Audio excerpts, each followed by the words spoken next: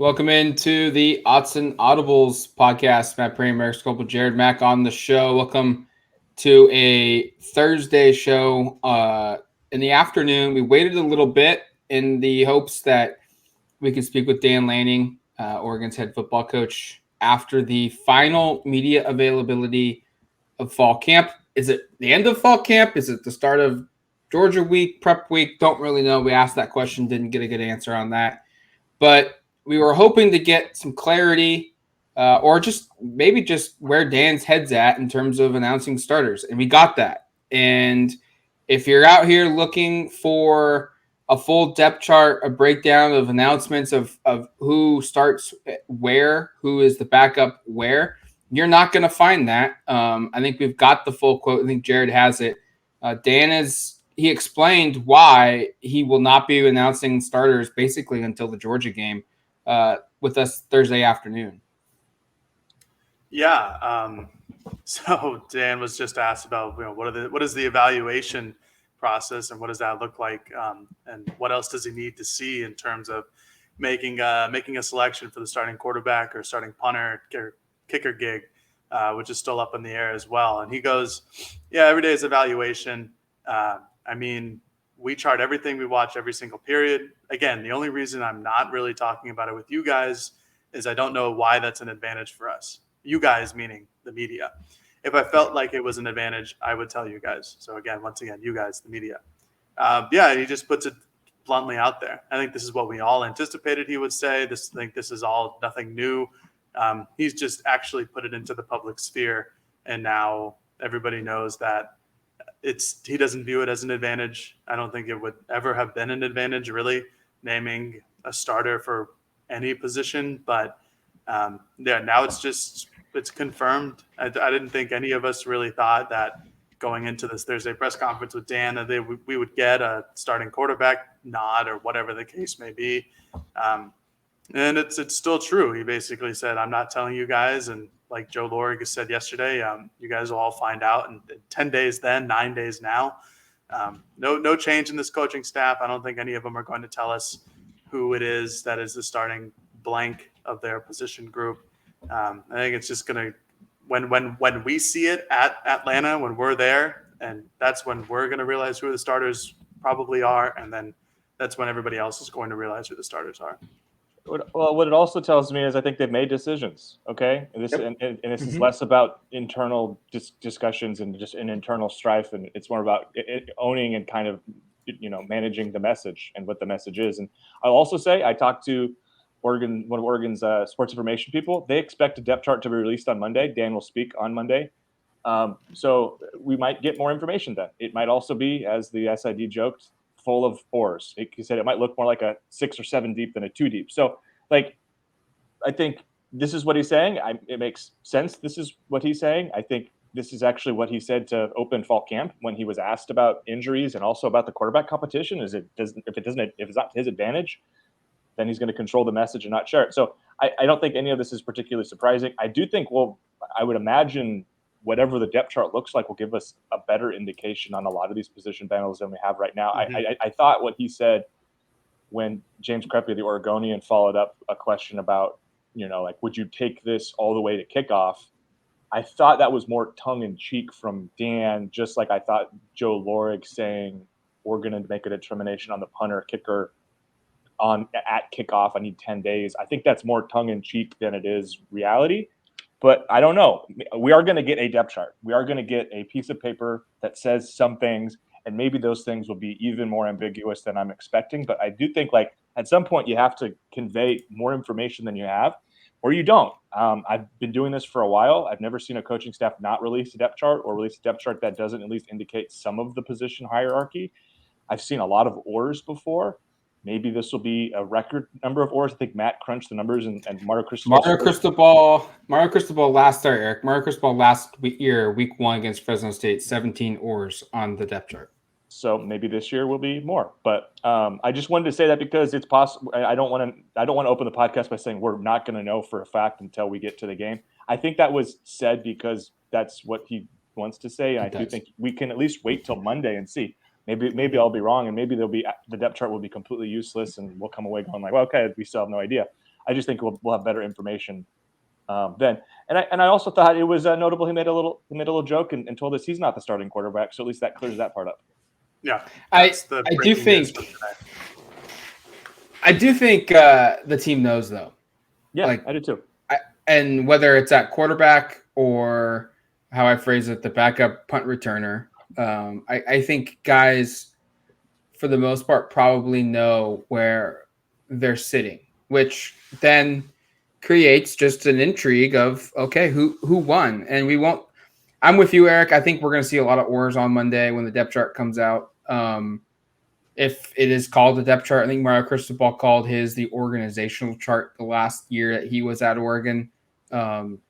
It could be just a roster and breakdown by position groups. I don't know.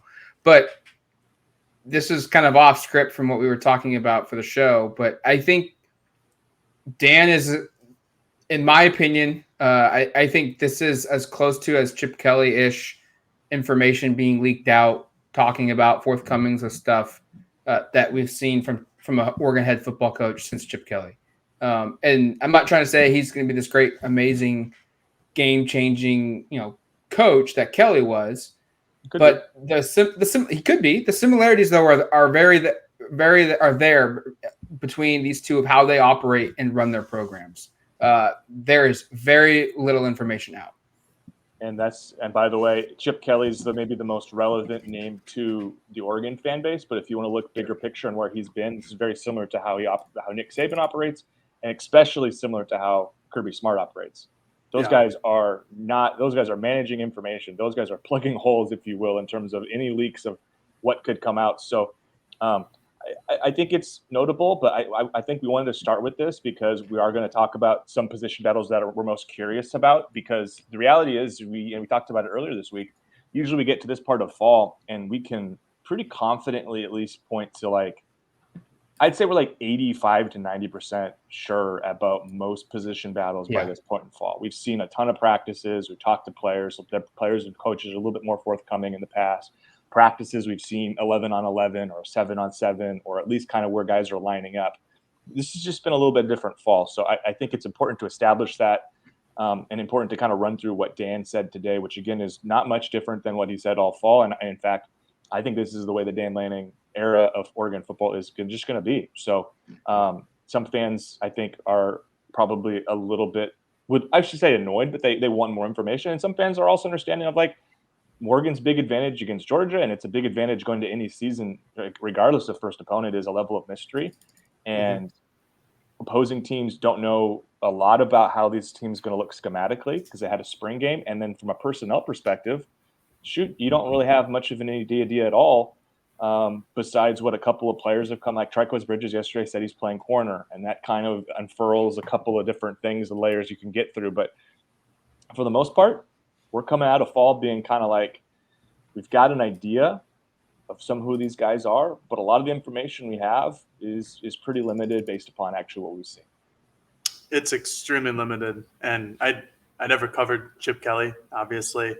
And I've kind of put this question out loud to both of you guys before, but I wonder what fall camp would have looked like if Oregon were playing Eastern Washington to start as compared to Georgia for their first game. And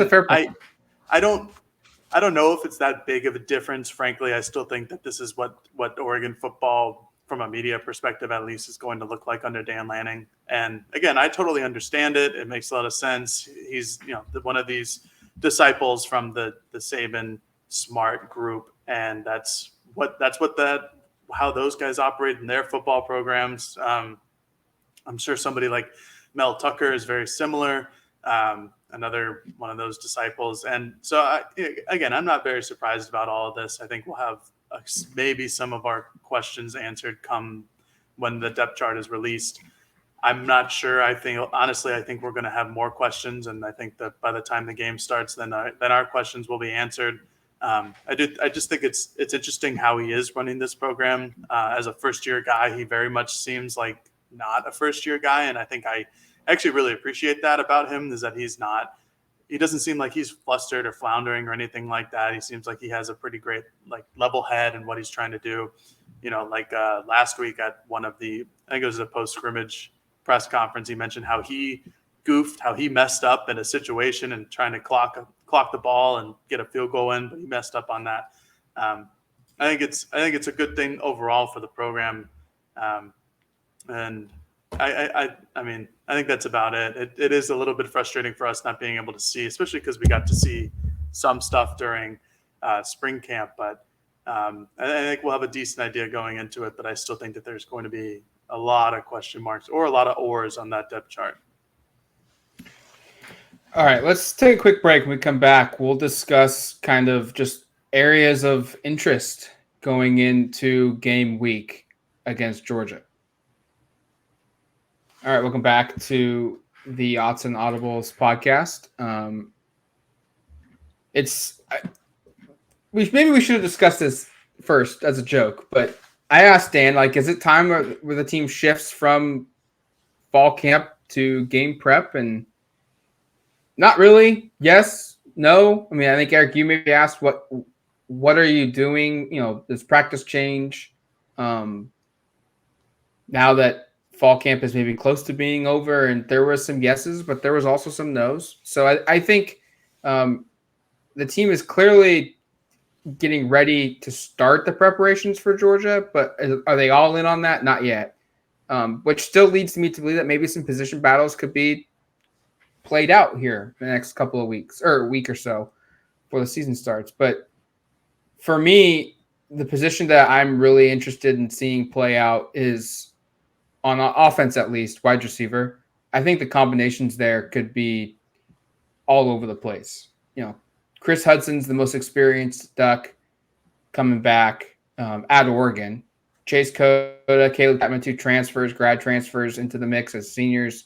You've got the big skinnies, Thornton and Franklin. Hot boys, by the way. Hot boys. Yeah, hot boys. Skinnies anymore, please, Matt. That's you gotta keep up with those guys. Yeah. Well, I did hear Dan call them big skinnies during a rep. Well, we got to tell Dan then.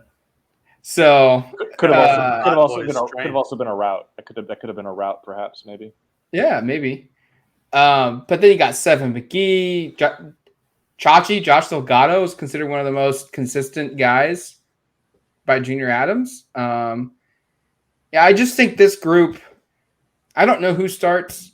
I feel like they're 7 or 8 guys deep from a depth perspective, from a playing perspective.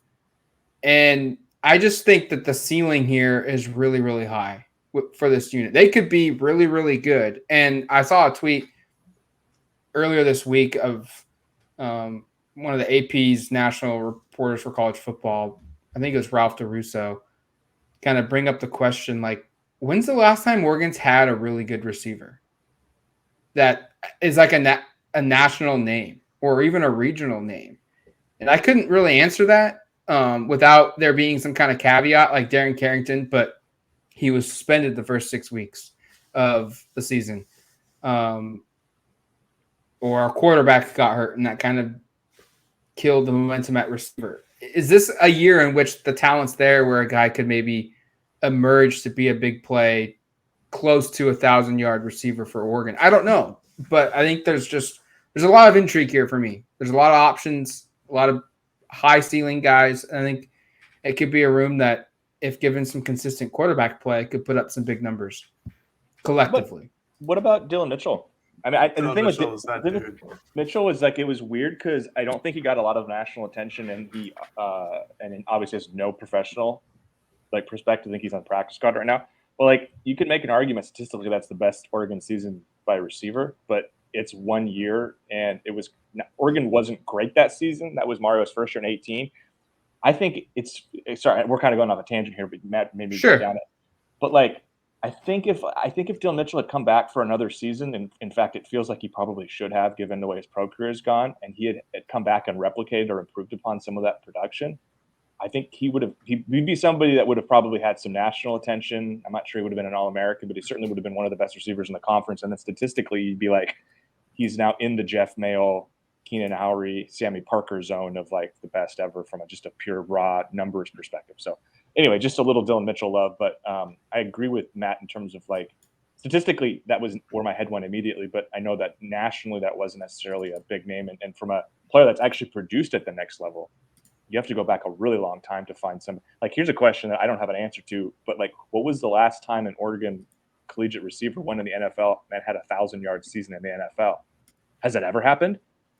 I don't know. If it has, it's probably been decades and decades, and maybe before any of us were born. So it's been a long time since Oregon has had an elite guy. I think there's certainly capability at receiver this year. If I'm going offense, because I think there's one on defense I'm probably more interested on, but we can circle back around on the second time around. If I'm going offense, I guess I'm just really curious at running back. And we talked about this before of like, it's funny kind of the way this position group has – it's like the way the storyline has shifted from month to month to month, right? After the season ends, it's like, okay, well, maybe Travis Dye and CJ Verdell will be back. And then neither are back. And then it's, well, Trey Benson, is he going to be involved? Well, no, he's going to Florida State. And then Seven McGee, he transferred. Well, he's back, but he's not playing receiver. Now he's playing receiver, and he's not playing running back. Oregon only has Sean Dollars and Byron Cardwell. Oh, my gosh, what's going on? How much trouble are they in? Oh, they've got this big-time commitment from Georgia. Oh, wow. Oh, who's Noah Whittington? Who's Bucky Irving?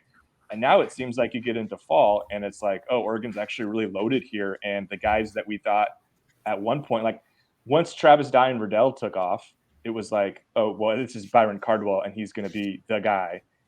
And now I kind of think we're all kind of like, maybe he's like their second or third guy. Maybe he is their guy. But like if he is their guy, even that feels like it's going to be very much by committee. So I find running back to be really fascinating. And I'll cheat and just throw a really quick aside to, I think offensive line remains one where I think we know who the candidates are. I think I know who the 5 starters will be. I just find it really difficult to place where those 5 are going to be. I think Josh Connerly is possibly in discussion there. I mean, Dan did say that there's a possibility he plays pretty early, but I don't know if you want to have him as your starting left tackle against Georgia and his first action is against Georgia. That reminds me a little bit of like a D'Anthony Thomas, his first career game against LSU, where it's like ultimately D'Anthony's one of the greatest players in program history, but he also like fumbled it and looked kind of lost a little bit in his first game and the bright lights. Like Josh Connerly going against that Georgia front in the first game as the blindside protector sounds kind of terrifying. So I don't know if that actually is. I don't know if he's a day one starter, but I wouldn't be surprised if ultimately he's somebody who plays a lot. But even amongst the guys returning, I don't know where they all fit because only guys that have been really at one spot all year are Walk and Forsythe. Everyone else has been guards to tackles, tackles to guards, right side to left side. So I think there's plenty to kind of deliberate on the offensive line. I find that to be another position group of interest. That was what I was going to go with in that offensive line. I am more interested by the running back position, mostly because we have no idea what's actually going to go on. Like Erik was just mentioning, you have like a list of 5 or 6 guys who you probably like those guys are going to be the starters, but you don't really know what positional value that they're going to have or what the coaching staff thinks about them and what positional value that the staff has about them. And I think I think I'll stick with O-line because Erik just ran through the running back situation. But yeah, there's 5 or 6 guys, including Connerly, but you also have Jackson Powers Johnson and Dawson Jaramillo. Harper. Marcus Harper as well has been getting a lot of run in fall camp. So that's 7-8 guys along with Forsythe, Walk, Big Sala, Stephen Jones, and TJ Bass. That's 8 guys. I think that's 8 guys that have a legitimate chance. 9 guys when you include Josh Connerly. I think those are 9 people that have a legitimate chance of making an impact on this offensive line. First off, it's really great that Oregon has those guys because I feel offensive line is just one of those positions where injuries can happen, just like almost anywhere on the football field. But injuries to offensive linemen seem to happen more often than not. When they have basically a sub at every position, at guard or tackle, or even at center, if you have, or you slide, walk over, whatever. But I'm really interested to see what the starting 5 is there because there's been a lot of combinations throughout fall camp. And there were some injuries earlier, people absent from practice that gave the opportunities to other players to get like on the first, quote unquote, the first team, those reps. But then the next day someone would be back. I think it's kind of a toss up right now to see who's playing where and what's going on. And Erik, you have paid way more attention to the offensive line than I have because I've been paying attention to defense mostly at camp. But I don't know if I'm if I'm very wrong here in what I'm saying, that it seems like it could be a toss up at the end of the day. Like I could have I could list you who my expected starters are, and then when we come to September 3rd, it's like, yeah, these guys are all out of whack. They're all out of order. You were just wrong, Jared. Wrong. Yeah, that's how I feel. I feel like we know who. I feel pretty. I think it's going to be the 5 returners. I just think it's hard to put them anywhere. I think it's besides Forsyth and besides, I think Walk is your right. Well, I don't know. I mean, Walk could be your left guard. He could be your right guard. He's played both spots. So there's a bunch of. I'd be stunned if Walk was a tackle, but I think that Forsyth and Walk at one of the guard positions, I think that's 2/5 of, I think that's in every offensive line. I don't think that those guys are going anywhere in any combination of who are the starters going to be. It's just the 3 other guys. And again, you have a pool of 7, 8, 9 guys to choose from for those 3 spots. So I'm really interested in that. I don't really have a good prediction. I agree with you, Eric, though. I think it'll be some rotation of the 5 starters. But I think that's, other than running back, to me, I think offensive line is the most interesting positional battle right now. Did we want to do defense? I mean, yeah. Oh yeah. My thought was on offense, but for defense, for me, it's just cornerback. We talked a little bit about this. I'm sure that's one of your picks. Probably stole it since I was going first. But Christian Gonzalez, I feel like that's one of the few guys on both sides of the ball we can definitively say he's starting. Like same thing with Noah Sewell, same thing with Brandon Dorless. The offensive line, like we just ran through, of we know where those guys are starting, but maybe not where. Gonzalez is starting.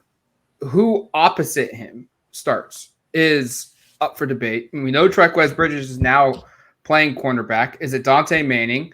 How does Avante Dickerson fit into the fold? I got played a lot last year on special teams, blazing fast. What about a Jaleel Florence or a Jaleel Tucker or a Kamari Terrell? We know Terrell's cross-training. He's playing at safety as well as at corner. Much like receiver, the options at cornerback feel almost endless of the combinations that they could come up with. And maybe for me, the better question would be, is that because they're that good or because they don't have a definitive 4th or 5th guy that's kind of emerged in that room at that position group? I don't know. I don't know that answer. Yeah, I don't either. I thought it was notable, Matt, when we talked to Coach Martin, Coach Meat yesterday. You asked, would you like to see a 4th guy emerge? Because as you've stated, I think it's pretty clear. If Bridges is playing corner, it's Gonzalez is the one, and then it's some combination of Manning and Bridges. I might lean Bridges just because last fall he was ahead of Manning and started games and seemed like he had the upper edge, but I don't know. We haven't seen what this fall. In the spring he was at safety. So and then we're just kind of learning now where he's working full time. So it's hard to really figure it out. But what I was getting to is that Coach Martin was like, I would love to see a guy step up and take that ownership of that 4th position. And so far it sounds like either nobody has, or if somebody has, he doesn't want to tell us. I think so. And my pick on defense plays off of, because I kind of thought you might go there, and it plays off of that, is with Bridges now not playing safety, okay? And with Lorig, by the way, saying yesterday that Hill and Williams are maybe a 50-50 split at nickel, but when one of them is at nickel, the other one is going to also be playing safety. I'm now kind of going, okay, so let's say hypothetically you've got your corners, and in my mind it's something like Gonzalez and Bridges, and you've got Hill probably up closer to the box because he's bigger and he's probably better nickel fit. And you have Bennett Williams as one deep safety. Who's working at the other safety? That's the one I'm now kind of questioning of, like, Brian Addison was a guy who all spring clearly had that job. Last year, though, Steve Stevens was the starter there, and Addison replaced him. What about a Damon David? We know Damon David's not working at nickel because yesterday Lorig said the guys working at nickel are Hill, Williams, Kamari Terrell, JJ Greenfield, and Marco from Germany, or kid from Germany, Marco Vidakovic. So we kind of know who the candidates are. So we know David and Trajan Williams are working back there in some capacity. But, like, I think it comes down to an Addison versus Stevens role for that other safety spot probably. And I don't really know who it'll be. A part of me thinks you got Stevens, who played and started 8 games last year. But then you also have Addison, who the staff seemed really infatuated with in the spring, who's big, he's long, he's athletic, probably more of a playmaker, probably just a little better athlete, but doesn't have the playing experience. So that's where I'm kind of curious is, I think we now have a little better idea of where these guys are playing, but I still kind of wonder kind of what this kind of composition looks like at the back end. I think both of those options are really interesting. They're intriguing to me as well. I think it's actually really important that Oregon had a third cornerback, because in spring it was who's going to be the third quarterback, and now it's who's going to be the fourth. So you at least have a little bit of insurance there. Right. For safety, there goes my prediction of Triquez Bridges and Brian Addison as starting safeties. Very sad. They were a great little backstory. I've talked about it on this podcast before. Makes me sad. Those are my guys. I had everybody came at me and said, you need to have Bennett Williams on the field. I said, no, Triquez and Brian Addison. But now you probably do have Bennett Williams on the field. However, I'm moving. I'm going to the defensive line. I want to know who the heck Oregon is going to play on the interior of this line, because there are a lot of dudes, and this is not a problem. This is just purely a competition. This is a great competition to have. Cornerback, safety, those competitions aren't the best to have because there's a lot of question marks. Right. The interior defensive line have a lot of question marks of good question marks. It's just like, who's going to be the best player possible of these like 6 or 7 dudes? So the idea is that Dorless is playing on the defensive edge, and DJ Johnson or Braden Swinson or Trevin Meyer, someone of that, is going to be on the outside with a hand out, not a hand down, hand up. My eye is hand down all the time. My eye is hand down, excuse me. So DJ Johnson and Braden Swinson, let's say that, or Mace Funa as well. Mace is my guess in that situation is DJ Johnson. I think that he provides the best potential of an outburst of a huge season. We've heard a lot about him during spring and fall, but interior, you have a bunch of guys. You have Popo Amavai, Sam Taki Taimani, Jordan Riley, Keon Ware-Hudson,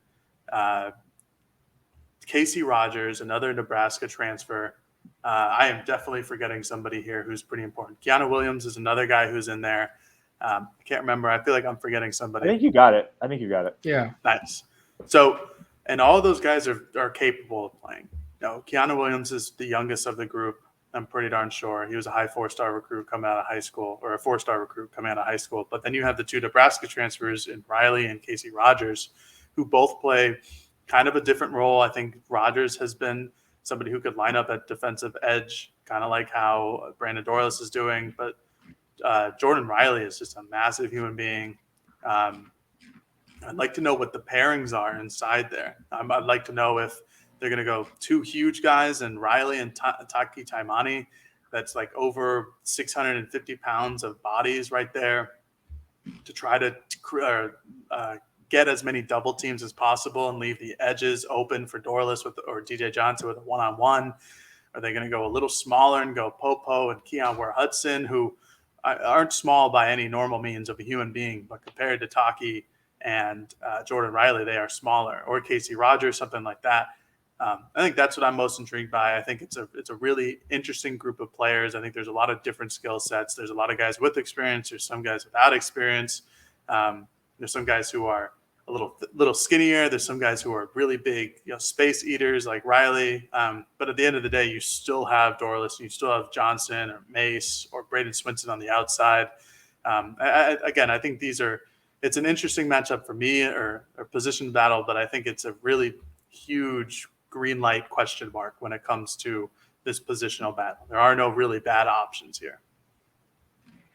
We should know, while we haven't been able to go into practice, it does feel like, guys, that like from just taking you two taking attendance every single day, it doesn't feel like there's anyone that has missed practice for a prolonged period of time going into the weekend, which is a good thing. That are really important. None of the really important guys. It's like super down the depth chart guys. Yeah. Yes. Yeah. So I mean, injuries doesn't feel like it's holding any of these groups back, which gets to the question of, like for Jared saying, like defensive line, like it's literally just figuring out who starts where and what combinations are. It's not a lack of talent. It's not a lack of depth. It's just figuring out the numbers. Maybe at corner and in defensive backs, maybe there's a little bit of, do they have enough guys? Right. But it's not because of injury. It's just how the roster's made up, and you've been preparing for this the whole off season. So I think just the point I'm trying to make is it feels like Oregon's going into the weekend before the first week of the season, feeling like, hey, from players that were expected to contribute in a big way this season, everyone seems to be at least relatively healthy, which is a good sign. It's not coming from Dan, so maybe they've hidden some major injury. We don't know, but from a health perspective, you're in a good place. Yeah, and just before we wrap up, I'll say the guys that have been absent for a really long time are all defensive guys. It's Mikhail Afisi, who is, by the way, Jared, he might have been one of your interior guys before the injury, but we haven't seen him basically all fall. Pody is probably one of the other names that you could have thrown into that discussion, but like I did forget two guys. I'm gonna quickly say Ben Roberts and Sir Mel's. Those are two other interior guys. True freshmen who weren't going to do much. Right, but they popped into my head. Okay, cool. And then Jaden Navarrete is the other one. He's an outside linebacker who's been gone for a while. So those are that's three guys. Navarrete, I think is how it's pronounced. I want to get confirmation talking to somebody about this because everybody James is still pronouncing it Navarrete. We've been pronouncing it Navarrete, but then the pronunciation guide I think is Navarrete. So I want to make sure I'm reading that right. Regardless, those three guys are the only players who have been absent for extended periods of time, who continue to be absent. We also had Justice Lowe and Bram Walden miss the last practice we attended on Wednesday, but we might not get, by the way, we're probably not going to get to watch practice again. So we'll see what happens in terms of injuries. I will say just two final injury thoughts. Brandon Dorlus was kind of in a weird deal on Tuesday where he showed up a little late, only was on the exercise bike, but then on Wednesday he looked fine. And then I'm kind of monitoring Popo Amavai. I think just kind of watching him walk in at a practice and the drills he's not taking part in, just seems like he's kind of favoring his right leg. So I don't want to put too much stock into it because we're still away from the start of the season. He's been participating in every practice we've seen, but I just would monitor. I wouldn't be stunned if Popo's role is just out of the gate from an injury perspective, maybe limited a little bit, but that's really small stuff. Yeah, I think it's all really small stuff. Feope Laulu is another guy who's been kind of limited. Every once in a while is off to the side doing his own thing in the warm-up groups, but then is taking part in some of the offensive line drills, right, Eric? Last practice, he was doing everything, yeah. So but the overall in the injury situation, it's great for Oregon if you look at it compared to where we thought the offensive line was 2 weeks ago compared to what it is now. It's fantastic. I mean, for all the injury struggles that Oregon had last year, you really couldn't ask for anything better for this fall camp to start. Just one last thing. If somebody knows if it's Jaden Navarrete or Jaden Navarrete, please leave a comment either on the YouTube video or in the podcast section. We just want to get to the bottom of this thing. We don't we want to get everybody's name right. And again, we always apologize for the Polynesian pronunciations on this podcast because none of them can do it. And if you didn't realize that when Brandon Huffman came on the show, and go back and listen because he's beautiful with it. Can I have a second last thing, Matt? Can I have one more last thing? Yes. We just keep doing last things. We'll just do last things for an hour. Last minutes. I like that. That could be a segment. A segment. Yeah. Last thing. The last thing. I wanted to talk special teams because we haven't done it, and we got a little bit of information from Lorig that was, I think, kind of interesting on Wednesday. How about the idea of just being a committee in terms of the punt and kick return? I haven't really seen that actually be a thing, and I don't. Okay. He said, and this is one of those things where I'm really getting into the weeds with how he delivered that information, but he was like, I'm not just trying to hide it from you guys. And I'm kind of going are you trying to hide it from you guys? And I'm also how much benefit is there from hiding who's the team's kick and punt returner from the opposing team? Are they really going to – they wouldn't prepare any differently if they're it's Seven McGee and Chris Hudson. Well, actually, it's Noah Whittington and Jordan James. I don't think George is losing any sleep over that nuance. But if it is actually a committee at punt and kick return where they're going to rotate throughout the season and throughout games, that's kind of interesting. I kind of wonder what benefits you have besides keeping guys fresh throughout a game. Are there certain return packages, quote unquote, where you would rather have a certain type of person have the ball in their hands as opposed to another? It's just Seven and Chris with being kind of smaller, more slight guys fit better in certain returns as opposed to a thicker, stronger, more sturdy guy like a Cardwell or a Whittington. I don't know, just some thoughts. I thought that was kind of notable, is that those positions sound like he said throughout the season will be done as by committee, which I thought was notable. And then I kind of want to give my final predictions on the punt, kickoff, and field goal positions, because Lorig also said that they're not going to make an announcement until kickoff, but I would be very surprised if anyone other than Adam Berry is the punter. I think he's going to be the team's punter. He has done a ton of that at Temple. He has a lot of experience. Ross James, I feel like they brought him over largely to be the next guy. Berry's a 1-year guy. James could have up to 3 years after. I think Camden Lewis is probably the team's field goal kicker and extra point kicker. I don't know we haven't seen a single snap there or rep there, we should say. So it's kind of hard to know, but I haven't heard that he's had a terrible camp, and I will say he has a lot more collegiate experience than Bales or Boyle, who are a combined 2 of 5 as place kickers, and those all come from Alex Bales. And then kickoff specialist, I'm going to go with Alex Bales because he's done it a lot at Cincinnati, whereas Boyle only has like 10 kickoffs and 4 of them went out of bounds. So I kind of am going with my predictions being Barry's the punter, Lewis is the place kicker, and Alex Bales is your kickoff specialist. And that is where I am ending all that. That was my last thing, Matt and Jared. I don't have any more last things. Are you sure? I don't think so. That's good. No? Okay. I wanted to touch on the special teams thing too. Well, you have a last thing, but Jared has one more last thing. Well, I don't know if it's a last thing. It's like it's a half thing. I've got a half thing off of Erik's last whole thing. Okay. The special teams I've done a lot with. I've watched them every single day. We've had it in all of our practice reports, and it's pretty clear from those practice sessions and talking to Lorig. While they won't announce a starter, what Erik has said with the projected starters of Lewis at place kicker, Bales at kickoff specialist, and Barry at punter, I think those are the 3 guys. I think Andrew Boyle and Ross James are the odd guys out at this point.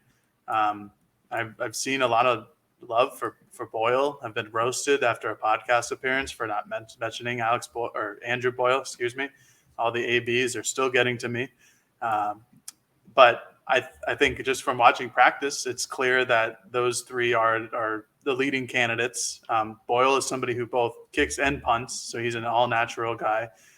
Pretty impressive if you ask me, but I don't think he does either of them better than the other guys in his situation.